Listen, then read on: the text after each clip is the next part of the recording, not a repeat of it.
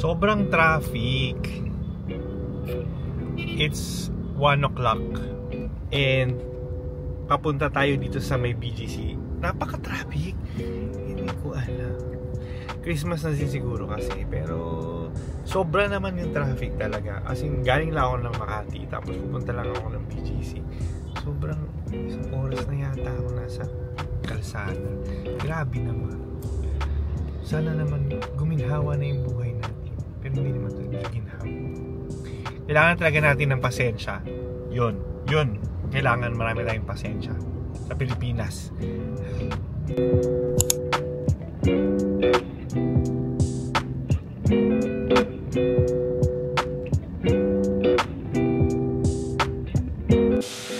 Grabe lang talaga. Napaka-traffic sa Pilipinas. Nakita nyo naman guys, yung travel going from Makati to BGC. Sobrang traffic. Parang it took me 45 minutes to 1 hour para lang makapunta dito. It's Christmas!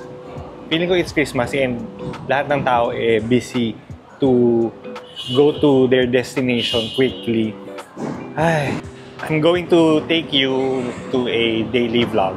Let's see kung anong magagawa natin today. I took a day leave para to do some errands. I'll have my haircut today and yeah. Okay, let's go.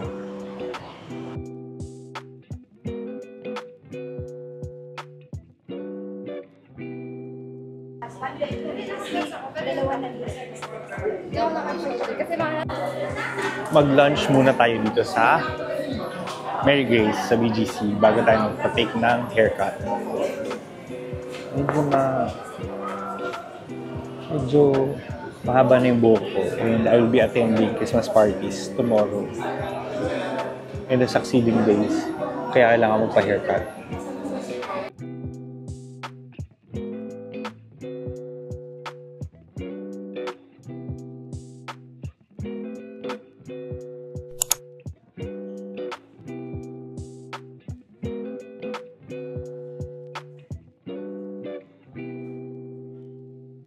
Sobrang sarap niya guys. Kasi yung kita mo yung asparagus. Sarap. Sobrang cook perfectly. Parang yung Christmas time sa atin, bago yung Christmas, is very, very stressful. Traffic, preparation ng mga regalo, ganyan. Kayo, paano yung ginagawa ninyo ng preparation pagka-Christmas? Ang daming errands na gagawin bago mag-year end. Ang dami din nangyayari sa work. So, paano nyo siya ginagawa? Comment ninyo kung ano yung ginagawa ninyo kapag Christmas, bago mag-Christmas.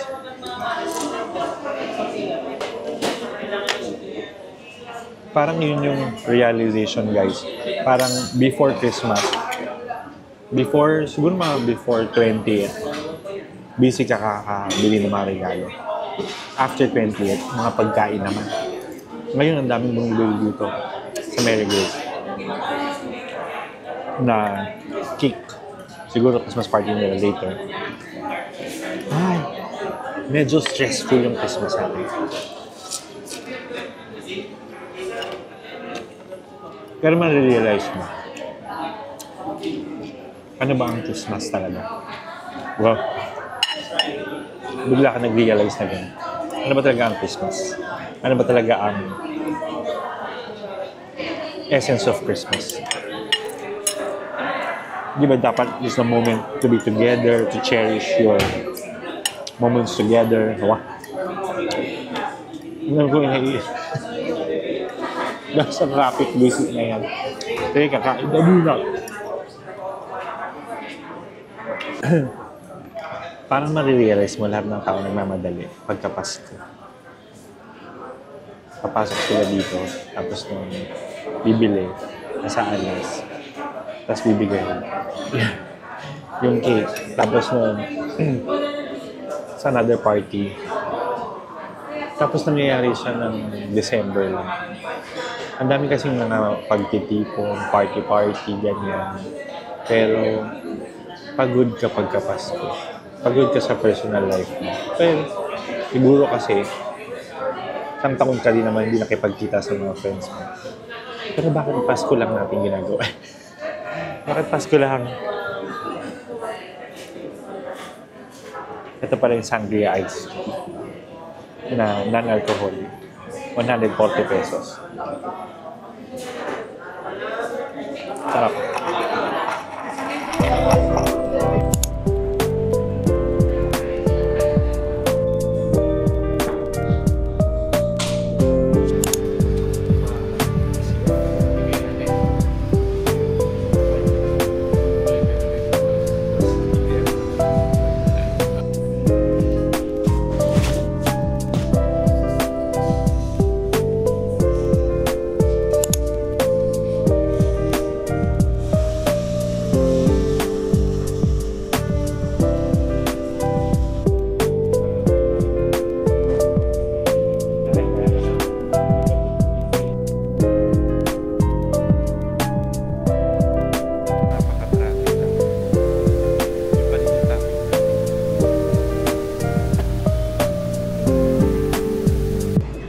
Napaka-traffic. Ayan, tapos na ako mag-haircut. And let's grab some coffee here at BGC. So, it's Christmas.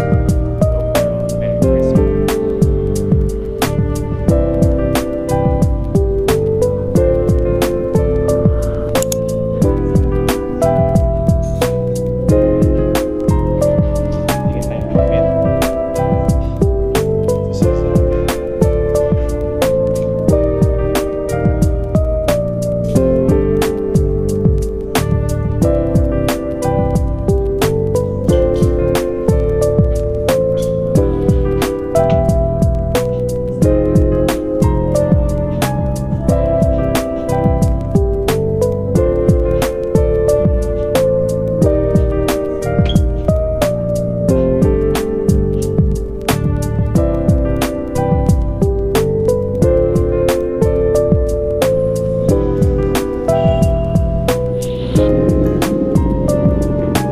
Finally, we decided to go to Wildflower. So I had ordered the Vietnamese latte, which I like.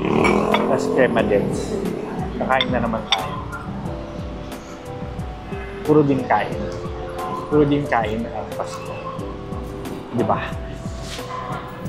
Okay, let's try. Let's try and eat.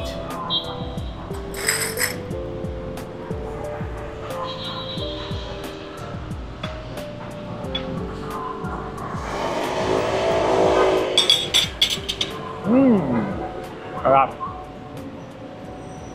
Mga realizations natin sa buhay kapag nag-leave ka o kaya pag may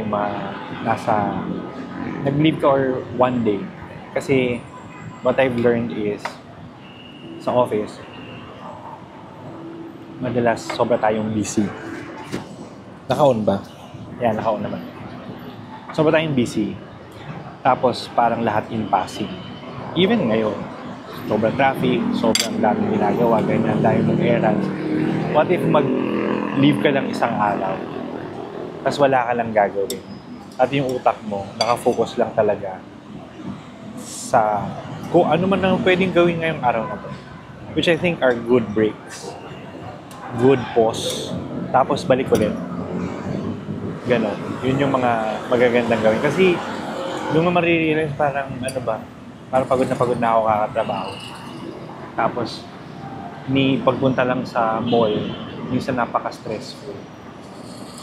Mag-leave ka. And having a leave doesn't mean na kailangan mong lumabas ng Manila. Ng Manila para mag-bakasyon. Kailangan mo lang isang araw para magpahinga. Which is okay. Kaya nga may leave. Hindi mo sinabi magbakasyon ka sa leave. Though it's a vacation leave. Pero pwede ka naman magbakasyon nang nandito ka sa Manila or nandiyan ka lang sa bahay. Okay?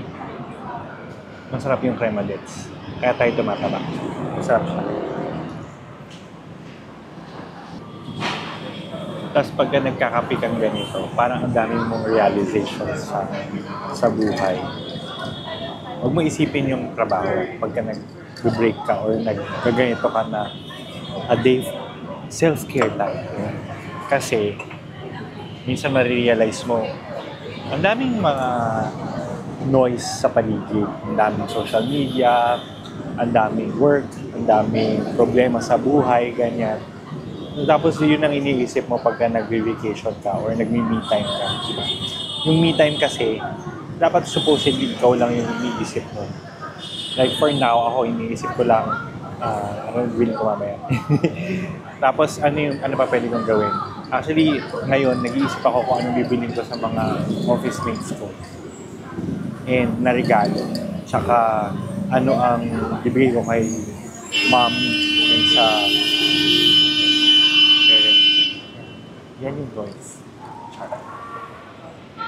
Diba? Ang daming ganyan. Kasi nga, ayan na, nag-iimisan na daming problema sa traffic. Kasi kanina, di ba nagpagupit ako? Sabi nung hair cutter ko, sabi niya sa akin, yung barber, sabi niya, ang traffic nga daw. Tapos parang sana din talaga may public transportation na pwedeng gamitin ang lahat ng tao. Para hindi na tayo mag-resort to driving or motorcycle, parang ganyan, to work. Kasi kunyari may kailangan ka lang naman na isang bagay para bilhin sa mall. Tapos nung kailangan mo mag-commute, napakahaba. Unlike sa ibang bansa na you can just like go into the train, go to the mall, get your things and then go back ng mabilis. And timed sila. Timed yung mga ano na yun. Yung mga train, di ba? Pero sa atin wala din magagawa talaga. Napakasaklap. Unless nakatira ka malapit doon sa mall. Crazy. Crazy Filipino life. Comment kayo kung ganun din ang nafe-feel ninyo, guys. Sobrang ang Pilipinas. Sad life. Hard mode nga, di ba sabi nila? Hard mode.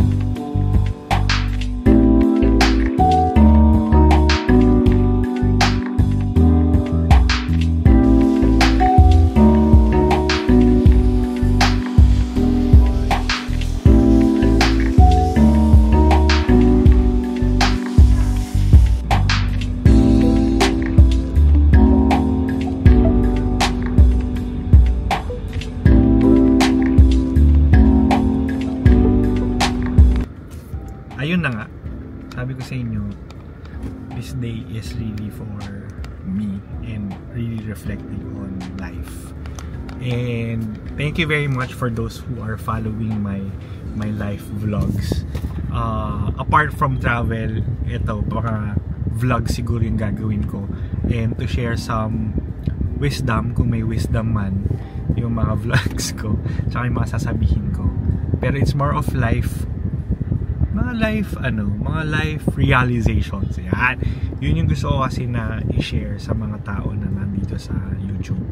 And I want this space to be a safe space para makapaglabas ng emotions or any feelings that we have, no? And I want to share that with all of you who are subscribing. So yeah, thank you very much pala sa mga nag-subscribe, and more of these kind of videos in the next months. And I'm planning to also do some travel. So yeah, yun lang. Hey yo, tayo ngayon guys sa SM Boracay. SM Boracay.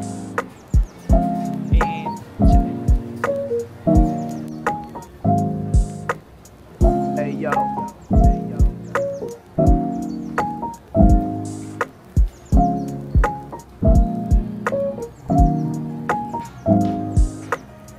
Hey yo.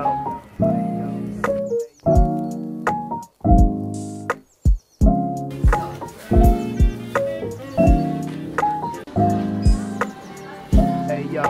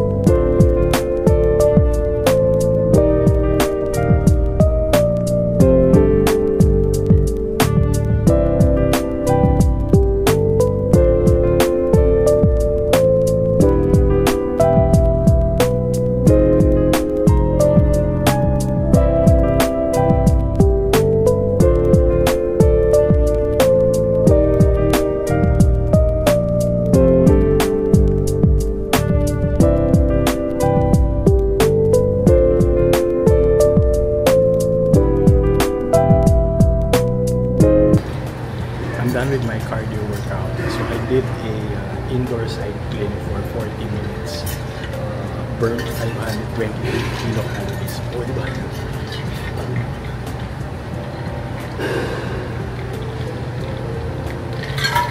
Nakakapagod pero ang saya. Kami yung pawis ko. Yes! Tara!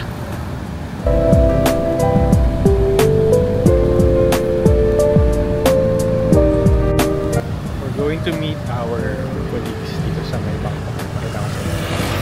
Dito tayo sa BGC. Hindi pa natatapos ang ating araw. Na-meet ko lang sandali yung mga office mates.